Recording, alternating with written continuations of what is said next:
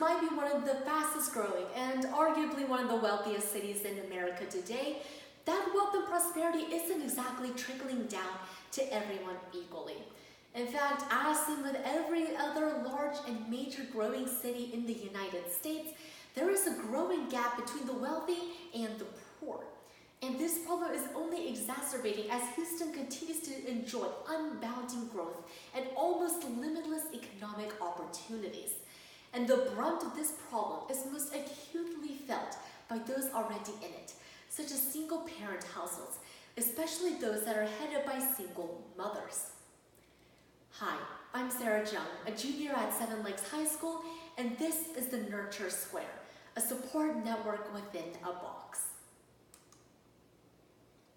Now, according to the Rice-Kinder Institute for Urban Studies and Urban Development, the poverty rate in Houston has actually been growing, much to the surprise of many of its actual management. In fact, if we look here, the poverty rate in Harris County, where we stand today, is actually much higher than the national average, outpacing it by over 15 percentage points. And this type of problem is especially felt by low-income mothers, especially those in a single-parent household. Not only are they diverting much of their money to rent, loans, and other types of necessities, that leaves them with precious little to actually take care of other expenses, such as expenses associated with another new child coming along the way. And with little financial opportunities and startlingly few welfare opportunities to take advantage of, these new mothers can have a choice between taking care of their households, their rent, and their other necessities, and taking care of their actual new child.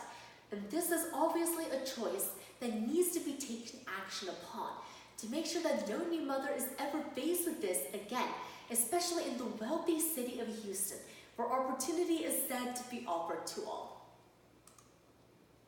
Now, there are some existing solutions to these problems. Let's look to the TANF, or the Temporary Assistance for Needy Families. But let's look to the name again, where it says temporary. In fact, programs such as the TANF often don't usually run for more than 3 months at a time. And this is exactly when childcare costs continue to bound up as the children grow older.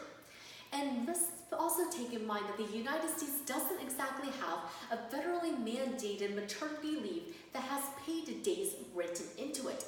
Paired with this and the only temporary and short nature of the program, such as the TANF, this can prove unfortunate and even devastating for new low-income mothers within the greater Houston area. In fact, even when they turn to other programs such as the SNAP program or other protective services, they find that this doesn't exactly help as much as they thought either. In fact, many of these organizations require large amounts of bureaucratic red tape and loopholes that these women have to go towards. Also, this doesn't exactly account for the individual and personalized needs of many of these women, such as those unable to work due to a chronic illness or injury, or those with personal health problems that might require them to take out greater amounts of money to actually care for their child in the best way possible. Right now, the current infrastructure and welfare system in place isn't exactly enough for the single mothers and low-income households of Texas today. And in the greater Houston area, this problem obviously needs to be tackled on in any ways possible in order to mitigate it. The solution is the Nurture Square, a support network within the box. Now, this idea actually started around 2 years ago when I started volunteering at the Houston Food Bank and other local outreach programs. While I was volunteering there, I started noticing the amounts of people pleading for supplies for new mothers and women's shelters. And I began to notice that this is one of the unsolved problems in Houston today, that many single mother and low-income households don't simply have enough supplies or money to properly care for new children. Now, when I started researching this a couple months ago, one of the areas of the world that doesn't exactly have this problem are Nordic countries such as Finland. They actually have a government-subsidized program that allows women to take advantage of governmental systems that allows them certain amounts of supplies when children are born. Now, when I combine the volunteering and donation aspect of the American banking model and the American volunteer outreach model, along with the Nordic model of subsidized supplies, I came up with this project, the support network. Now, in the solution, mothers in low-income households in need will actually be given supply boxes ranging from 0 to 3 months for supplies for their new child. And in fact, new mothers can actually take advantage of personalized information and make sure they get enough supplies that they need. For example, if a mother doesn't exactly have supplies or access to a washing machine or other washing facilities, then they can offer a disposable diapers instead of cloth reusable ones, along with certain hypoallergenic or vegetarian options in terms of vegetarian or soy-free options in terms of food and formula for any health or religious related items.